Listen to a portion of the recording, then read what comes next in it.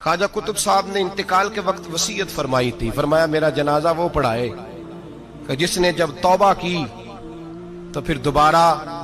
اس کی نظر سوائے اپنی بیوی کے کسی اور بیوی پہ بری نظر گئی ہی نہیں، نظر بھی نہیں گئی، باقی چیزیں تو دور رہی۔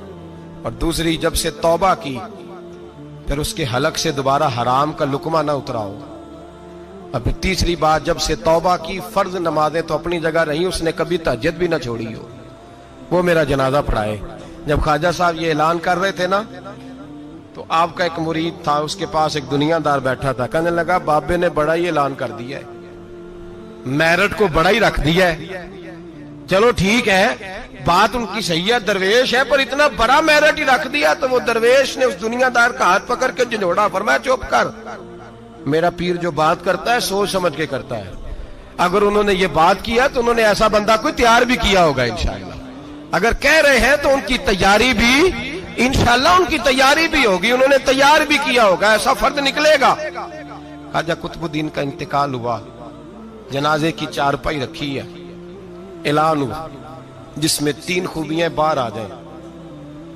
بڑے بڑے صوفی گردنیں جھکا کے کھڑے رہے۔ 5ویں صف سے دلی کا بادشاہ نکل کے آیا، باہر نکلا، ہانپتا کامتا روتا،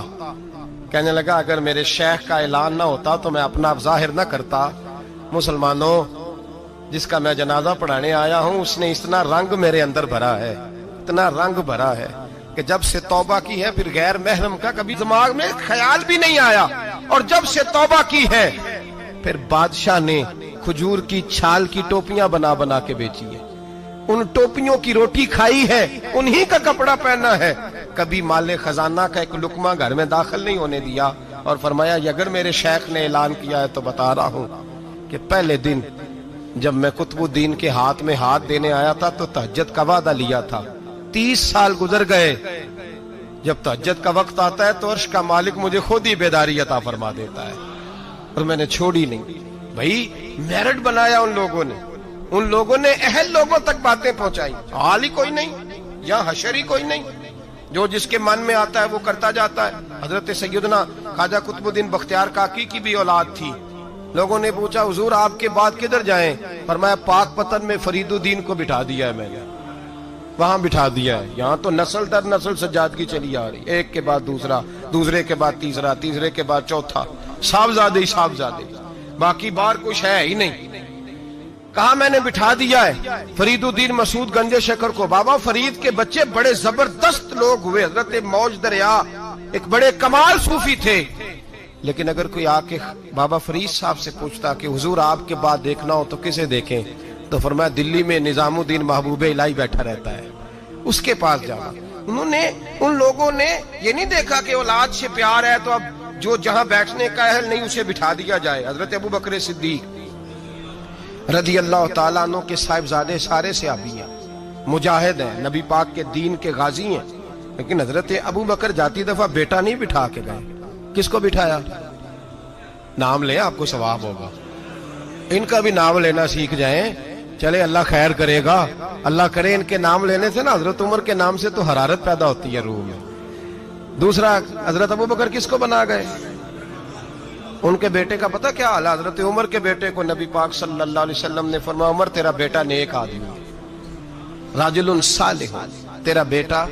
اور مفتی تھے جناب عبداللہ ابن عمر، مدینے کے لوگوں نے فتویٰ لینا ہوتا تھا تو عبداللہ ابن عمر سے لیتے تھے، لیکن حضرت عمر جاتی دفعہ بیٹے کو بنا کے بولی، یہ بیٹے کو بنایا،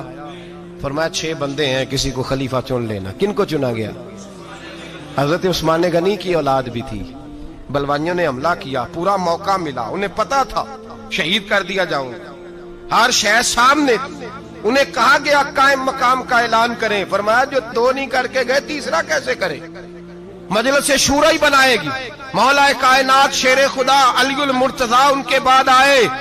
امت مسلمہ میں بغیر میرٹ کے اگر آیا تو صرف یزید آیا، وہ بغیر میرٹ کے آیا۔ حضرت سیدنا امیر معاویہ رضی اللہ تعالیٰ عنہ کی نشست پر، اس منبر پر جس منبر پر حضرت جناب ابو بکر صدیق، فاروق اعظم، مولا علی، عثمان غنی بیٹھا کرتے تھے، اس ممبر پر جب ایسا شخص بٹھایا گیا جو اہل نہیں تھا، جس کا میرٹ نہیں تھا، جس کا بنتا نہیں تھا آنا، جو اس امانت کا اہل نہیں تھا، جب امت کے اندر انتشار آیا اور وہ شخص بیٹھا جو اہل نہیں تھا، تو پھر نقصان یہ ہوا کہ امام حسین جیسے لوگوں کی گردنیں کاٹ کے نیزے پہ لٹکا دی گئی۔